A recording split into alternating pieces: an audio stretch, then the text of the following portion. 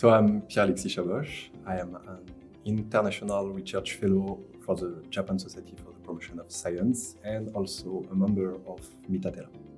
My research field is about environmental radioactivity, so meaning how we can use radioactivity, artificial or natural, to investigate environmental processes such as soil erosion, water transport. My work is related to the transfer of cesium-137s, which is a radionuclides who have been largely emitted following the accident. And in particular, especially, I'm investigating the transport and the deposition of cesium-137 and sediment into the Pacific Ocean. Cesium-137 and in particular, but most of the radionuclides have been deposited onto the ground in the Fukushima prefecture. And following rainfall events such as typhoons, which occur every year in this region, cesium will be transported into the river, and the river finally reach the ocean. So sediments which are contaminated will be deposited into the Pacific Ocean. So that's why it's important to understand and study what is the current contamination of the sediments, because then, for example, there are fishes who will eat some kind of animals and sediments which can be radioactive.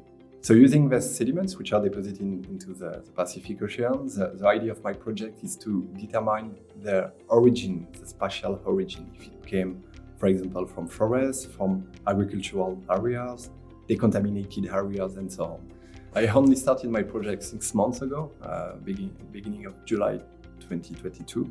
So I don't have a lot of results to share about my project, but what we can observe for the moment is that watershed catchments which have been highly contaminated by cesium-137s, we can observe at the river mouths into the Pacific Ocean, the sediments concentration of cesium is more important than areas which have not been affected by this fault.